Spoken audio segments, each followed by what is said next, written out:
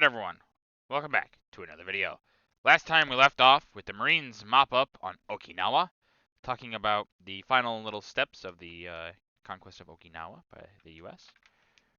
We're now on to military law overtakes Nazi spies.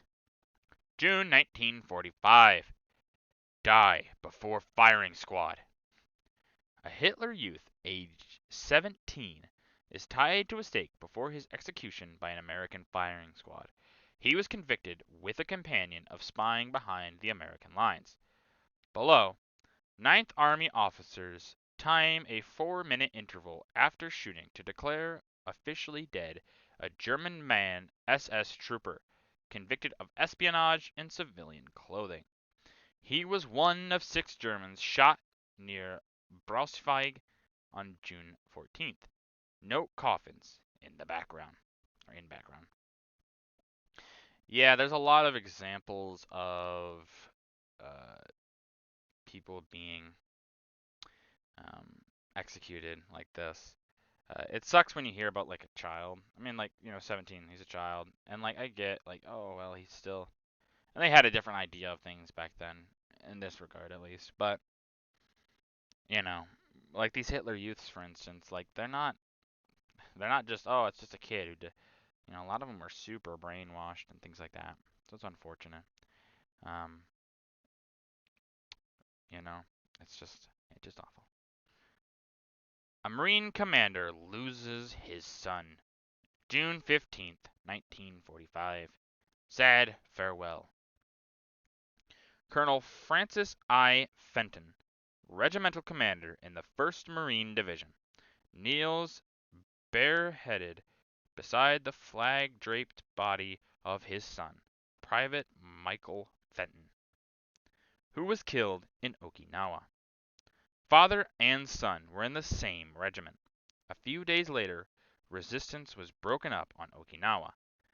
10th Army casualties were 6,990 killed and missing, 29,598 wounded.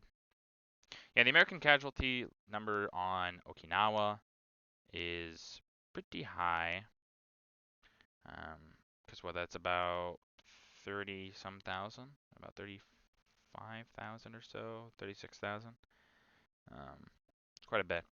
And, for this father, it must feel just awful, because you have to put yourself in his position of, could I have done something different as a commander or as a father to ensure my son's survival? Should I have spoken against certain things? Should I not have let him do certain things? And you can't really predict these kind of things in war, It's just not a prediction you can really make. General Ike comes home. June 18th, 1945. Conquering hero. General Dwight D. Eisenhower, Supreme Allied Commander-in-Chief, was cheered by more than 1 million Americans upon his return to the United States. He is shown giving the V for victory sign, not here, but at a Washington luncheon in his honor. The man who led the Allies to victory in Europe said that every soldier wanted peace, but not until Japan was beaten. They say he's showing the V, but he's not. They just lied. But yeah, Dwight D. Eisenhower, very very well loved. He becomes president. Vote for Ike, like all that thing. Really was a good guy, good president.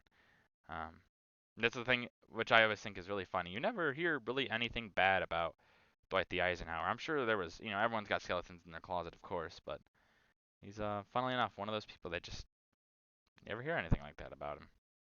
Interesting. Up against the seawall. June 1945. Futile flight. By June 21st, the enemy on Okinawa was driven into 3 small pockets on the southern tip of the island, and there was no place to go but into the Pacific Ocean. This Japanese man scuttling along the sea wall, will soon meet the fate of his companion in the mud, unless he surrenders. On June 19th, 2,565 NIPS had surrendered. 87,343 killed. The Japanese, the numbers on Okinawa are devastating to them. And it's not the only place. And you almost wonder, like, were some of these numbers inflated or something? How did the Japanese have this many people? I know they had a lot of people in terms of population, but, like, there probably wasn't all Japanese citizens. There probably were people that were impressed into service and things like that. Maybe, who knows? Koreans, for instance. Um, but, yeah.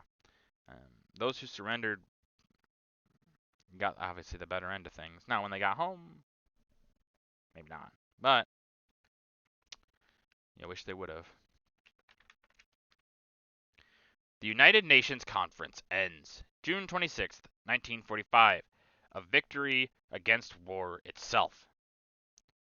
After 9 weeks of deliberations to assure peace to the world, the historic United Nations Conference ended in San Francisco with a speech by President Truman and the signing of the Charter of the United Nations by the 50 nations present.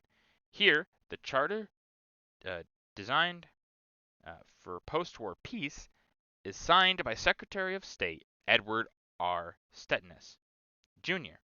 The President looks on. Yeah, obviously the United Nations gets set up after this war. People have their opinions on if it should still exist or not, but that's their opinions. But at the time, these guys thought this was the best way, and some of it kind of stems from the League of Nations.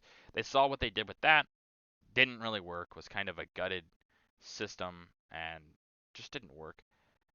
So they tried to improve it with the United Nations, and yeah,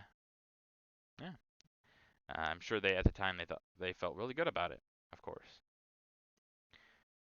the Chinese recapture Liu Chao, June 30th, 1945. Penetrate Indochina. Liu Chao, former important American airbase in south central China, was recaptured by Generalissimo Chiang Kai-shek's troops after a heavy assault lasting nearly a month. Chinese troops above and civilians below re-enter the burning city, which the Japs had seized from the American 14th Air Force in November 1944. For these troops and things like that, it must feel really good. You're capturing Chinese land, and especially from the oppressive Japanese. Now, probably returning to the state of the city, probably not as fun, but yeah. And obviously, Chiang Kai-shek, very famous um, general, of course, and did a lot during this.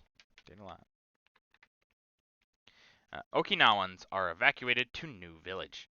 July 1945. Move south of island. Civilians in the south of Okinawa plod wearily along a dock to be taken by LST to a new village in the north under the supervision of the military government. The war was not nearly as tough on them, however, as it was on the Marines. Lower picture, who are resting after the bitter fighting at the close of the Okinawa campaign. And obviously they're trying to, let's just be honest, the book is trying to somewhat soften the effect on the Okinawans, but it was hard on them. Their whole island is being under assault. They're probably seeing family members, homes, things like that be destroyed. Like, it is hard on these people. This is their whole lives. And obviously for the soldiers, yeah, it's their brothers and things like that that are dying, and potentially themselves. So it's hard for both in different ways. But yeah, they're gonna have a lot of this moving around, things like that, to try to make sure that you don't have these people interfering, you could say. A plane goes berserk on carrier's flight deck. July 1st, 1945. Frankenstein. Missing the arresting gear on a Pacific Fleet carrier, a plane returning from a mission against the Japs, goes wild on the flight deck after 2 crewmen run for cover and 2 others are knocked down. Above, in the picture below, all 4 flight deck crewmen roll on the deck to get away from the wildly flailing machine. You could have this happen, these machines, sometimes things just happen. And I'm sure for these guys this was kind of horrific because, of course, they're probably trying to run from the blades, run from the machine hitting them, things like that. And, it's surprising if you look at them. They all look a little undamaged. That guy, maybe not so much. But at least these 3, they look a little bit like they didn't get hit or anything. Let's hope that guy right there is also okay. But that's going to do it for this video. If you guys like the video, leave a like. If you have any ways you can improve these videos, leave a comment down below. I read all the comments. And as always, subscribe. It really does help out the channel. Thank you.